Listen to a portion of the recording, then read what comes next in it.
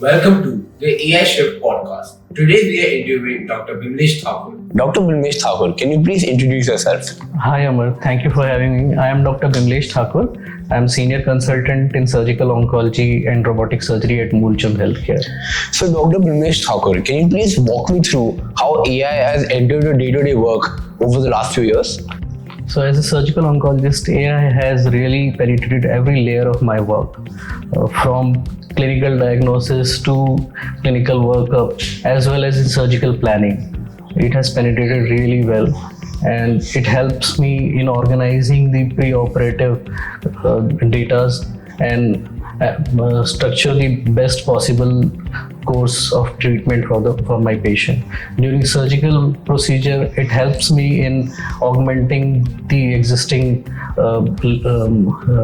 pathological reports as well as radiological reports, and planning the best strategy for the surgical treatment. But do you also review what AI tells you, because AI can make mistakes? So do you also review it before making the final decision? Yes, of course. AI can hallucinate at times. Exactly. It can make up information, give you wrong information. So AI at best can work as a junior assistant to me, but the responsibility of decision making and treatment planning, it entirely rests on us as clinicians. So the one task which used to take a lot of time was data collection, research work, but now because of AI that is reduced.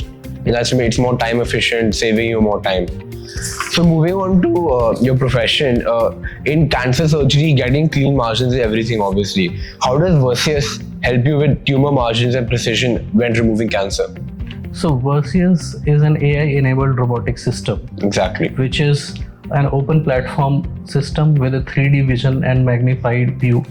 It helps in reducing the tremors, increases our precision of movement by motion scaling, and gives us a lot of depth in controlling our movements during the precision surgeries. So that helps in achieving very good margins in restricted places like pelvis and upper abdomen and other areas, even in chest. So what impact of the Vercius robotic surgery system have you seen in patients?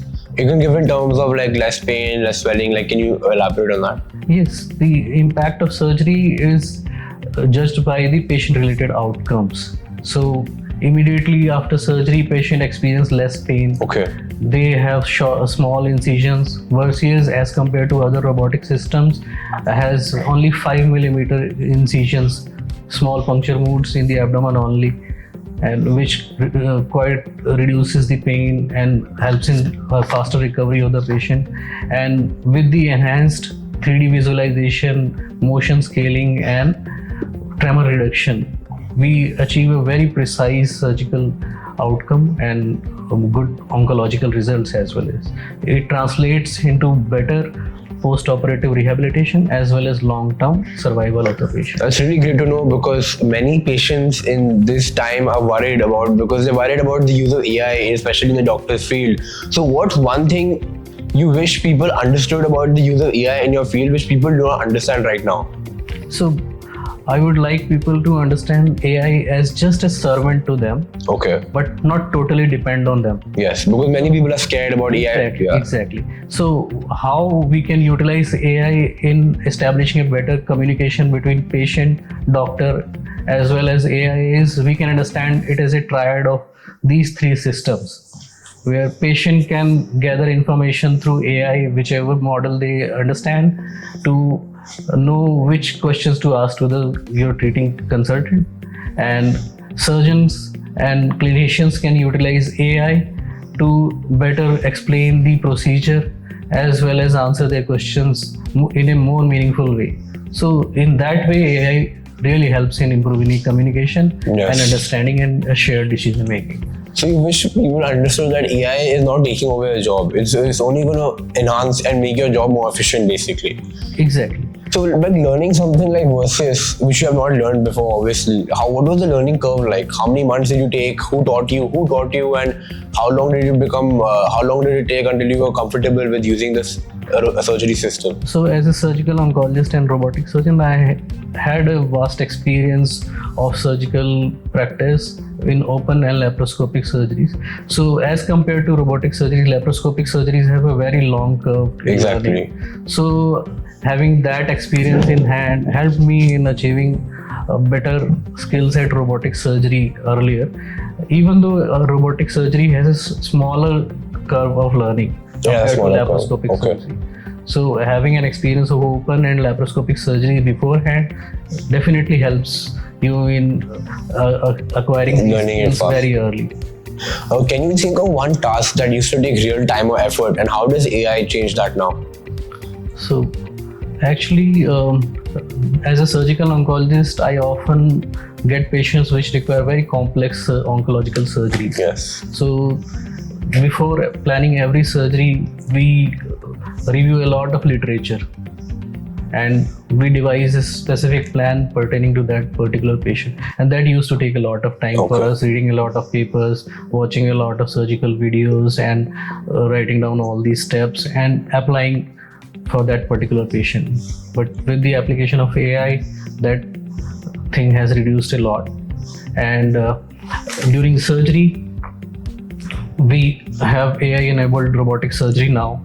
So it continuously records all the surgical steps as well as analyzes all my motions and the surgical steps, and it analyzes and also suggests what improvement can we do later on, and it also guides us during the surgery about those surgeries. So it gives you insights and guidance about how to conduct the surgery also. Exactly. Yes, but you still review everything. Yes. Before the advent of laparoscopic and robotic surgeries, it used to be the mentors or senior surgeons who used to analyze these surgical skills and help them in improving them. But now, with the advent of AI robotic surgeries, we can review all those videos again and again, and AI can suggest us improvements and show us these are the areas we have improved and these are the areas which can be improved further. So it continuously helps us in doing a better job. So in your opinion, obviously you're using the current AI right now. What's one thing AI cannot do right now which you think it can evolve into in the future, in the next 5 to 10 years?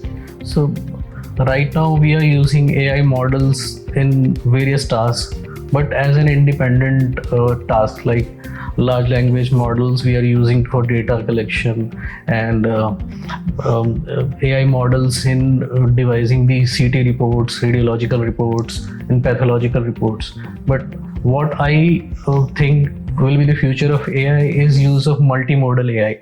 Can you give an example? Yeah, like in multimodal AI, they will make use of all genomic as well as pathological. What is genomic? The genetic signature, genetic makeup of the cancers, so that that can be visualized and analyzed by separate AI models, which are being currently done. But with multimodal AI, all these things will be synthesized together, and we can better predict the prognosis of the patient, their survival outcomes, and their risk of relapse, and what could be the best treatment strategy for them. So I think that is an area which is evolving and we'll see a lot of changes in future. I think that's very interesting to know, and thank you so much for meeting me today. Thank you so much. Thanks for